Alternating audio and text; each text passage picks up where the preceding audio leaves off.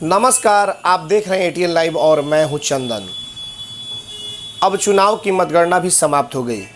बिहार में कितनी सीटें एनडीए को आई और कितनी महागठबंधन को, यह तमाम चीज़ें समाप्त हो गई। अब सवाल है कि सरकार किसकी बनेगी। तो जिस तरीके से जो बहुमत आ रहे हैं वो सरकार एनडीए की ही बननी तय है।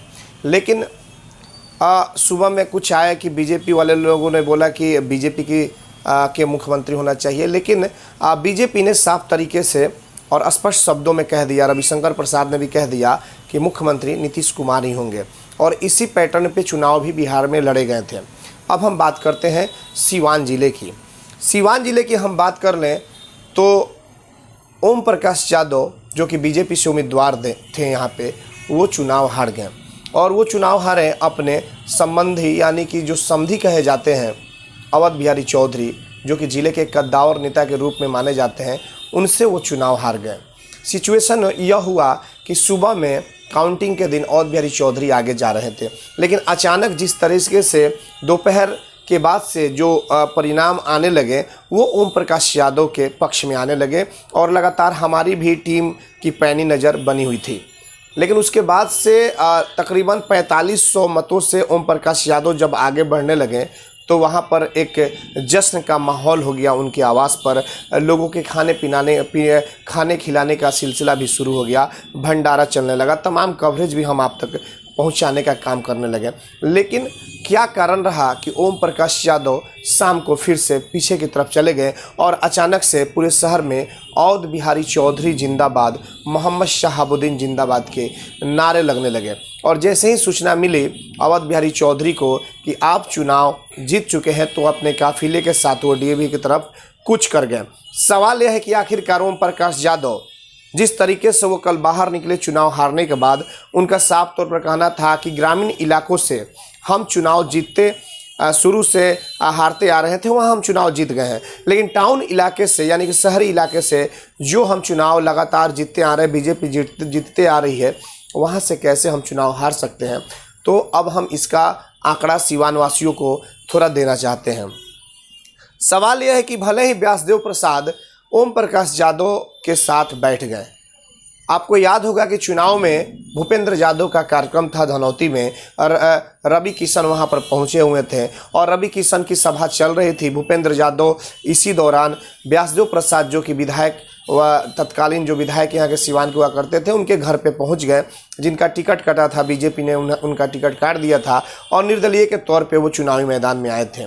भूपेंद्र यादव व्यासदेव प्रसाद के घर पे पहुंचकर और उनको अचानक ले जाकर के मंच पे पहुंचते हैं और वहाँ के लोग देख करके अचानक हरकत में आ जाते हैं कि ये क्या हो गया। चारों तरफ यह खबर फैल गई कि व्यासदेव प्रसाद ओम प्रकाश यादव को समर्थन कर दिए। सवाल ये उठता है कि समर्थन तो कर दिए, लेकिन क्या बाहर से समर्थन किए और दिल से समर्थन नहीं किए? यह कहीं ना कहीं इसका खामियाजा भुगतना पड़ा ओम प्रकाश यादव को, क्योंकि जिस तरीके से जो रिजल्ट, जो परिणाम हमारे पास फाइनली जो कल सामने आए, और हमने सोचा कि इसके अगले दिन हम आपको व्याख्या करेंगे और इसके बारे में बताएंगे कि कहाँ किस तरीके से ओम प्रकाश यादव की हार हुई है, किस तरीके से अवध बिहारी चौधरी की जीत हुई है। जीत के जो आंकड़े हैं अवध बिहारी चौधरी के, वो कोई ज़्यादा नहीं है, लेकिन सवाल यह है कि ओम प्रकाश यादव किनके कारण हार गए, यह एक बड़ा सवाल उठ रहा है। तो हम आपको बताते चले कि जिस तरीके से अवध बिहारी चौधरी को 76,052 मत मिले, या सॉरी आपको बता दें 76,052 मत अवध बिहारी चौधरी को मिले हुए हैं।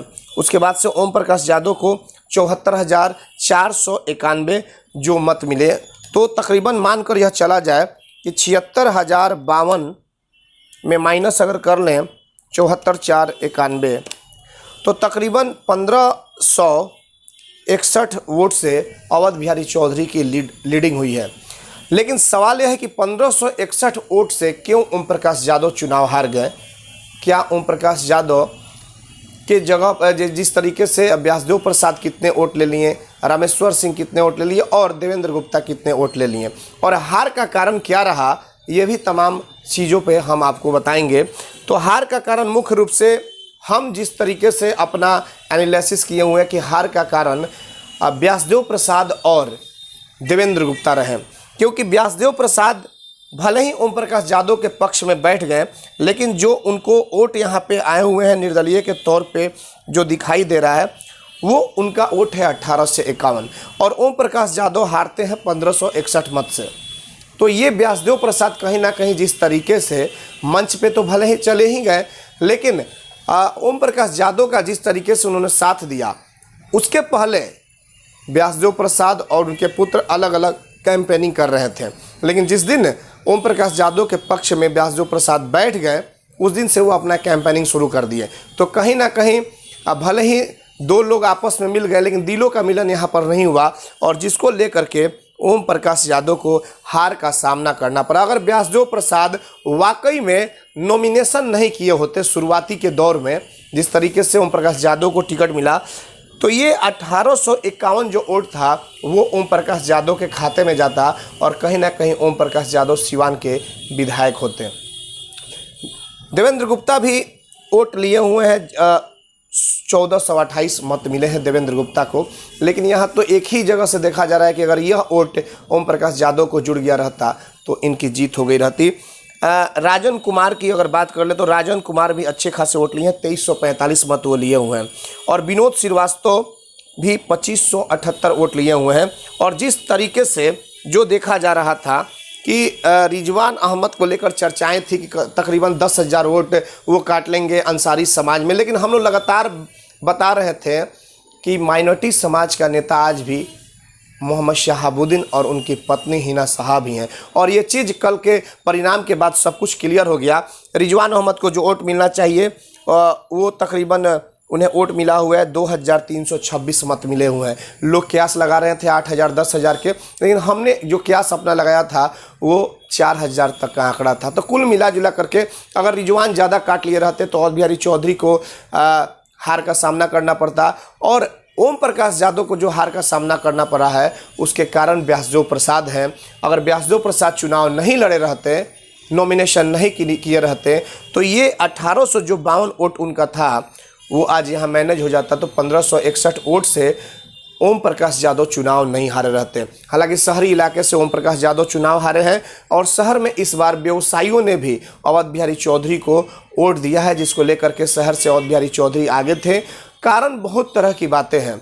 ओम प्रकाश यादव 2 बार एमपी रहे, लोगों के विश्वास पे खड़े नहीं उतरे जैसे कि लोगों में चर्चा है। अगर यह विश्वास बनाकर खड़े रहते तो आज वो सिवान के विधायक भी रहते। हालांकि देखिए, लोगों को बार बार बरगलाया नहीं जा सकता है। आज भले ही मोहम्मद शहाबुद्दीन सिवान के जेल में बंद है, लेकिन आज भी बीजेपी के लोग कहते हैं कि सिवान में आतंक राज कायम होगा, जंगल राज आ जाएगा। किस जंगल राज की बात करते हैं? हम तो बस इतना ही जानते हैं, अगर यह सरकार अच्छी नहीं होगी तो जनता के हाथ में फैसला है। 5 सालों के बाद फिर से जनता फैसला अपना सुनाएगी तो सारा सब कुछ वहीं पर क्लियर कर देगा। जंगल राज और मंगल राज की अब बात नहीं है। अब जो है, लोगों को काम चाहिए, विकास चाहिए, बेरोजगारी दूर करना होगा। और इस तरीके से अगर आप जनता के हित में काम करते हैं, जनता के वादों पर खड़े उतरते हैं, तो फिर से एक बार जनता आपको सर आंखों पर बिठाएगी। तो ये हमारा एटीएन लाइव का एनालिसिस है, व्यक्तिगत यह एनालिसिस है कि ओम प्रकाश यादव को हार का सामना क्यों करना पड़ा। तो कुल मिला जुला कर यहाँ देखने को यही मिला कि व्यासदेव प्रसाद ही बने हार के कारण ओम प्रकाश यादव के लिए। इसी तरीके से लगातार हम आपको खबर दिखाते रहेंगे, पहुंचाते रहेंगे। यूट्यूब पर जाएं और ATNlive.in को आप सब्सक्राइब करें ताकि तमाम छोटी बड़ी खबरें आप तक हम पहुंचाते रहें और उन खबरों से आप रूबरू होते रहें। नमस्कार।